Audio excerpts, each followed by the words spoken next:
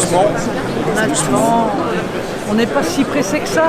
C'est bon. Non, c'est la porte qui s'ouvre pas dans le bon sens. Attendez, on va laisser ouvrir. Attention. Laissez la porte s'ouvrir. Voilà.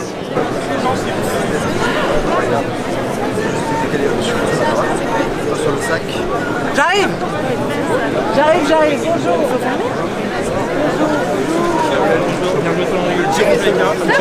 Mais faut pas être trop...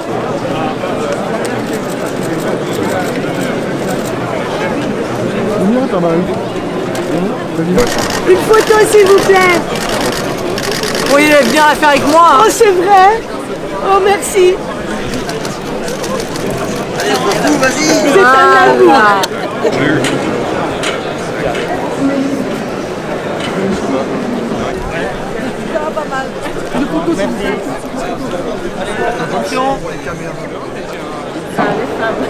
Les députées européennes du Rassemblement national. On est d'accord.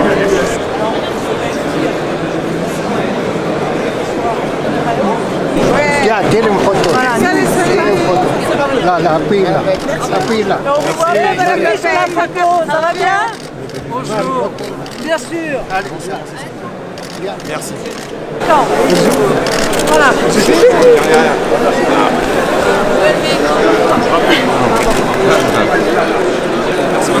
Super, on est tous rentrés. Merci beaucoup. Merci beaucoup. Bonjour. Impeccable, bonne journée. Bonjour Madame Le Pen. Vous voulez remettre le contrôle frontière? Le coronavirus, mais ça sert à rien, c'est inefficace parce qu'un virus c'est à votre frontière. Parce que vous croyez que vous pouvez voir avec votre micro dont vous avez enlevé le petit capuchon, chère demoiselle. Je ne suis pas une poulette de l'année.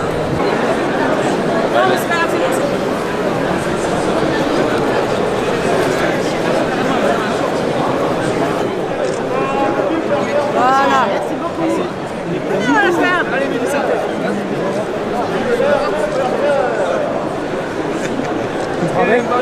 Voilà, bonne journée. Merci. Ouais, madame. Pardon. S'il vous plaît, Alors, allez, photo. Viens, photo, viens. Allez-y, madame. Allez-y. Impeccable. Merci. Bonne journée.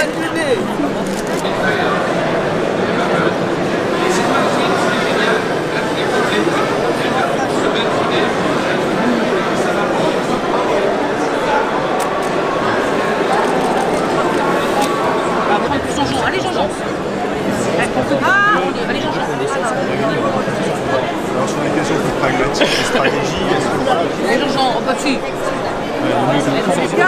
Allez. Bonjour. Allez. Denis, allez, on fait.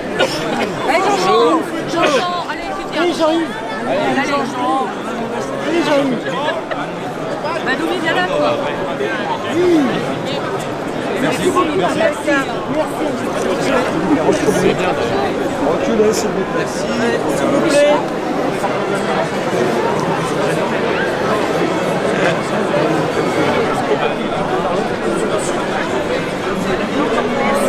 Impeccable.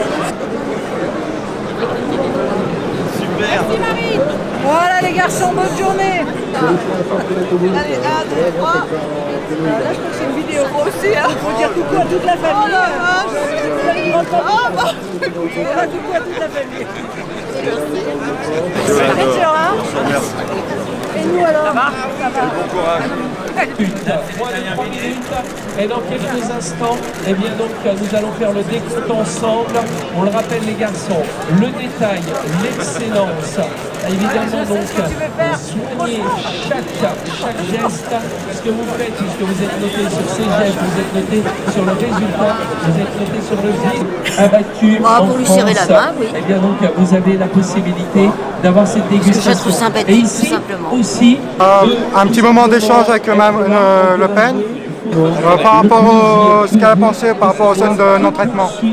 On nous a imposé une distance de zone de non-traitement à 5 mètres, enfin, selon les cultures, entre 3 et 20 mètres.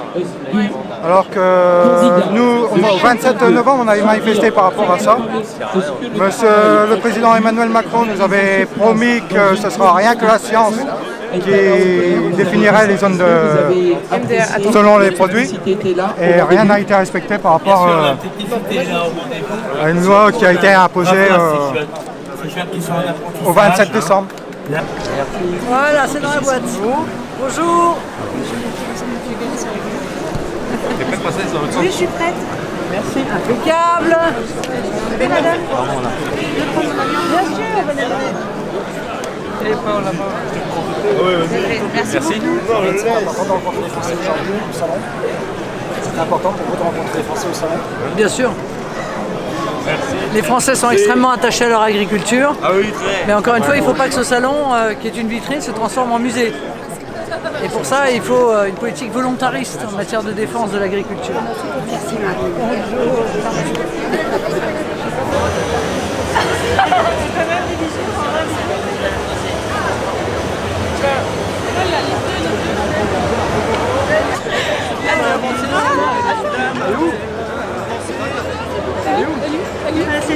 Attention, souriez. Ça paraît pas mal.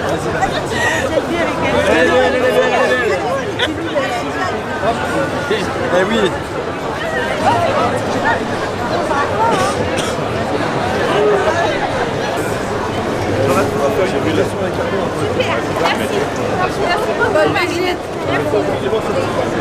Ah, le président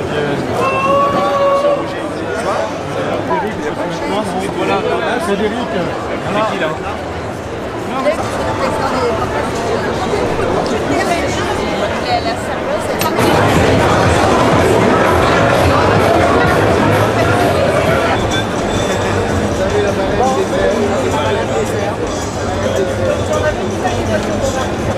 Oui, Bernard.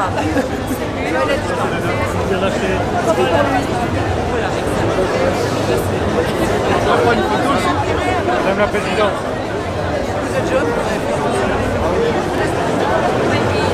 Comme d'habitude. Et il n'aurait pas été là, j'aurais été déçu. Ah, tout à fait. Ah, c'est sûr. Hein. Alors avec tous les beaux produits que la Guadeloupe et la Martinique peuvent faire, et nous avons lancé aujourd'hui la banane bio, la meilleure au monde. C'est la seule banane française qui est produite sans pesticides dans des plantations en reconversion totale. Voilà.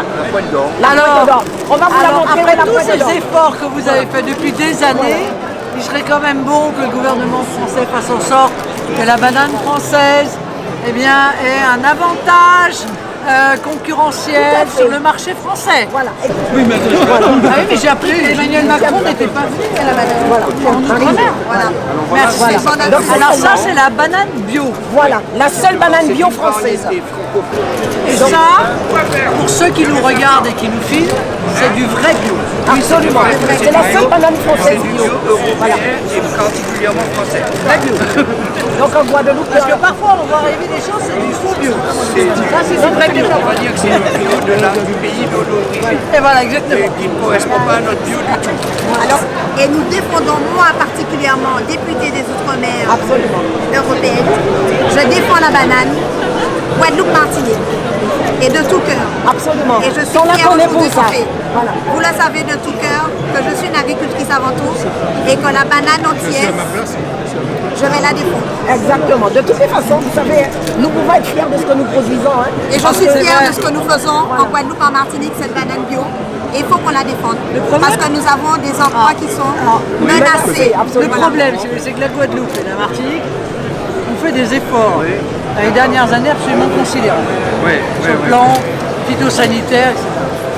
Et ils ne sont pas payés des sacrifices et des efforts qu'ils font, puisqu'ils continuent à être mis en concurrence déloyale avec des productions qui ne respectent aucune des normes de l'Union européenne et qui évidemment arrivent sur le territoire national à un coût qui est très inférieur et pour cause, et une qualité et une sécurité très inférieure à la banane française. Donc c'est là où est l'injustice et c'est là où est l'engagement du gouvernement. Il doit s'engager à ce que les efforts qui sont faits de respect de l'environnement soient payés en retour. Tout à fait, c'est clair. Parce que sinon, ça ne sert à rien de faire des efforts et de faire des sacrifices. Merci.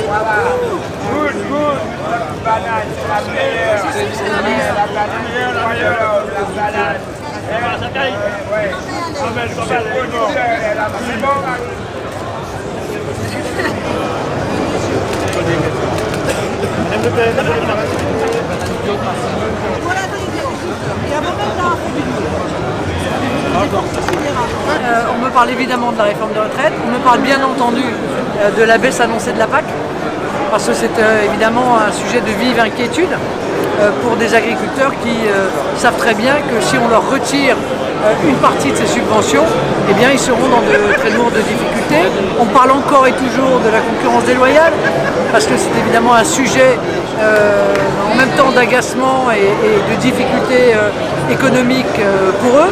On me parle de la concurrence déloyale des normes, et cette exigence de justice, elle est de plus en plus forte au fur et à mesure des salons. On est là à côté de la banane, je veux dire, ils sont eux aussi victimes de ça. Ils font beaucoup d'efforts, ils sortent des produits qui sont extraordinaires, et en réalité, ils sont confrontés à la concurrence de la banane de là. Leurs revenus ne s'améliorent pas, leurs conditions de travail sont très dures, nous le savons, et il est assez difficile de changer ça fondamentalement, mais la contrepartie, c'est un revenu décent. C'est un revenu qui leur permet de vivre, c'est un revenu qui leur permet d'investir, et puis qui leur permet aussi d'avoir une retraite, parce qu'on n'en parle pas, mais la retraite, elle dépend aussi évidemment de votre revenu tout au long de votre vie. Ils voient des jeunes à qui ils ne savent pas quoi dire, parce qu'il y a des jeunes passionnés qui veulent reprendre leurs exploitations. Qu'est-ce qu'ils vont leur dire? Vas-y, reprends l'exploitation, quand ils savent pertinemment la difficulté que ça représente aujourd'hui. Donc c'est vrai qu'ils sont passionnés, mais malheureux parce qu'ils ont le sentiment que le gouvernement français a fait une croix sur l'agriculture, qu'on laisse en fait mourir de sa belle mort. Je l'ai dit en arrivant ici, ce salon c'est une merveilleuse vitrine, donc ça reste une vitrine, pas un musée. C'est-à-dire qu'on ne vient pas ici pour voir comment c'était quand un jour il y a eu de l'agriculture en France. Et en plus, c'est un atout majeur pour le pays. Et demain, le monde aura besoin de cette agriculture française. Il faut d'abord sortir l'agriculture des traités de libre-échange. La nourriture n'est pas un bien comme un autre. La nourriture, c'est pas des pneus, c'est pas des serrures de voiture, c'est pas des meubles. La nourriture, c'est un bien particulier parce qu'il assure notre sécurité alimentaire. Et par conséquent, il faut le sortir des accords de libre-échange. On ne peut pas intégrer l'agriculture dans les accords de libre-échange. C'est ça le grand combat.